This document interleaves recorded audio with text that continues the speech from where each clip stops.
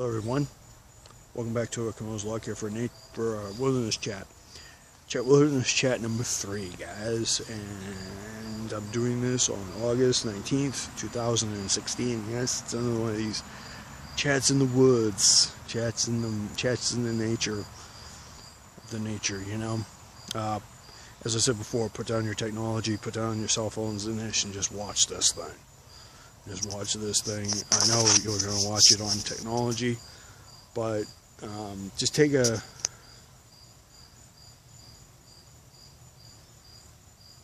a second to, after you watch this video, just take a second to go outside, half an hour, read a book, you know, just enjoy the wilderness, take a walk as usual.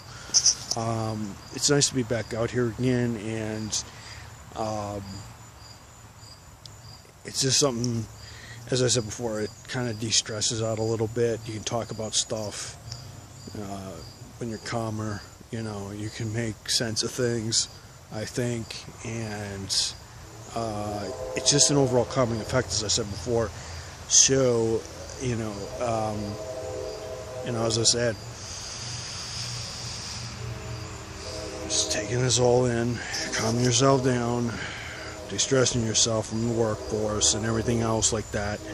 You know, it's it's just, there's just something about it. And as I said before, you know, it's really cool. So I'm actually, since this is my third one, I'm actually going to start talking about topics and what are some things we can do to keep this environment. I'm not going to beat around the bush. You guys know what I think about how majestic this place is, the wilderness is. I'm going to give you the top 5 reasons, what things we can do. There's more. First off, I think we should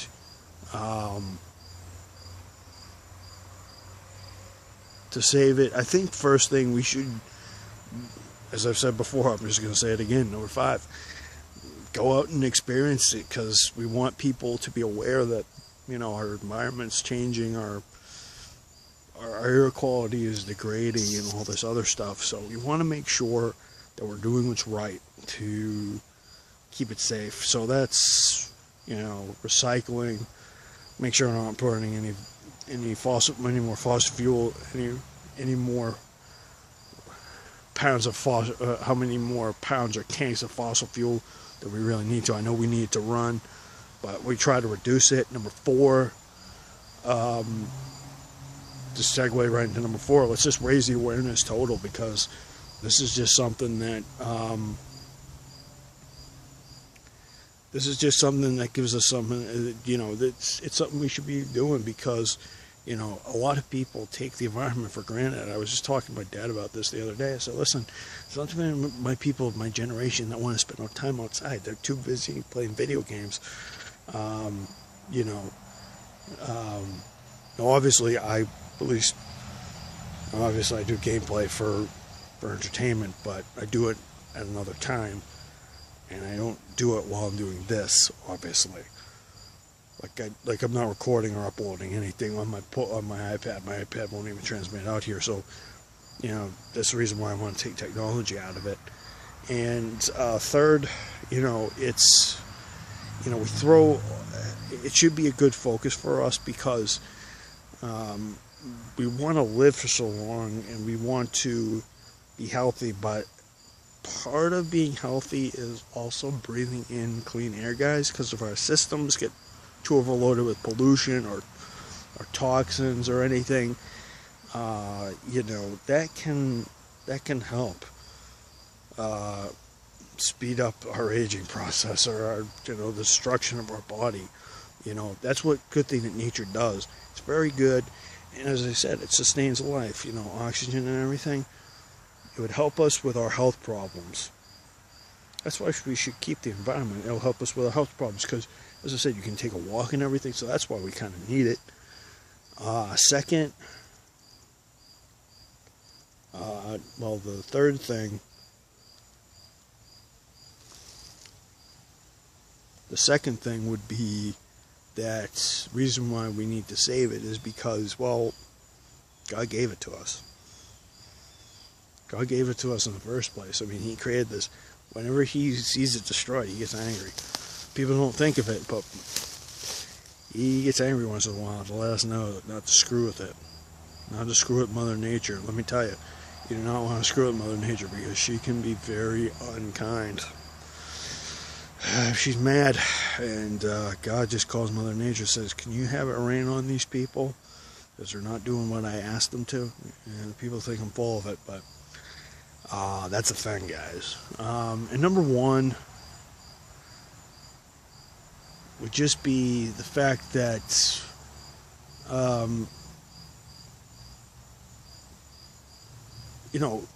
we should talk to our politicians. Have them create recycling programs. Allocate money for hybrid cars or electric cars or self-driven cars that are electric. Something that will cause a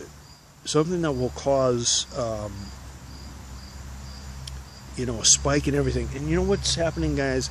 Our politicians seem to just not give a darn. I mean, our politicians, especially the liberal ones, they say, oh, we're for people's rights and for people's health. Well, they should be doing more than that, than just trying to ban guns. It's not all about firearms and everything. Guys, I keep on saying that time and time again. If you want people to live long, you have to have an environment that they can actually live in. We can't have an environment where there's no oxygen. If somebody were to flood the planet with oxygen, with carbon dioxide right now, the whole planet, we wouldn't be able to breathe. We'd die. The engines wouldn't start. Speaking of which, everybody thinks they can get away with it. People who, these big companies who have these trucks and everything. If you have CO2 in the engine won't run. Do you know that? If the cars do not have proper air coming into them, they'll overheat. The engines won't work right. And people keep on saying, well, we need to do this. We need to make more industry. We need to fund industries that are helpful to our environment and ones that will actually do their job. Obviously, that will create more problems and more pollution, but at least we're going to try to offset some of the effects, guys, because it's not like it's going to be a quick fix. I'm probably thinking how I love it, the natural sounds and everything, the motorcycles going in the back. That's the thing about being out in the environment. So yeah, that's the top 5 things. I mean, there's much more that we can do. We can start petitions. We can start recycling. Start programs where we ride bikes to work instead of cars during certain seasons. And just I'm going to be for making autonomous cars, guys, because that's going to be important. Because that's going to be important in a couple of years' time, And certainly I would want them because there's some people who can't drive by themselves. Obviously somebody with vision problems like me need them. So that might be a good thing for me, obviously.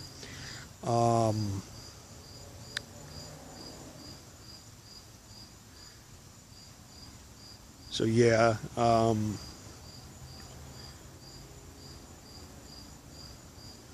that's gonna be quite the hurdle. But guys, I think we can do it. Just gonna do a little 360 here, guys. You see all this around me? Let's protect it. Let's not lose this. I want my kids to be able to play in it. I want my kids' kids to play in this stuff. I want to see this intact before I die. We're not going to act like and if we do, we'll end up like the Jetsons. We'll be living in space if we're not too careful. Right, guys? Right. Yeah. That is what we need to do, guys. We need to sell it. We need to save it.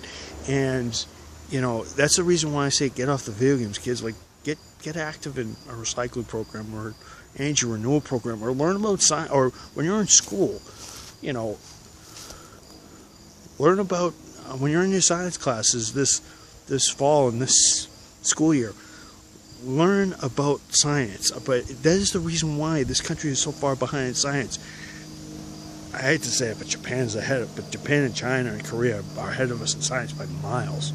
You want to know why? Because you guys aren't, not that you guys aren't getting in the books, but for those of you who want to save the environment and really want to do something, and want to do something better than our politicians right now, you know, parents, encourage your kids to actually study math and science, because you don't know if you have a future scientist sitting right next to you or sitting right next to you. Who knows? Who knows? You guys could have the next Nobel Peace Prize winner or whatever next to you. You guys never know. Keep that in mind. So, yeah, for those of you who want to try to save the environment, study up.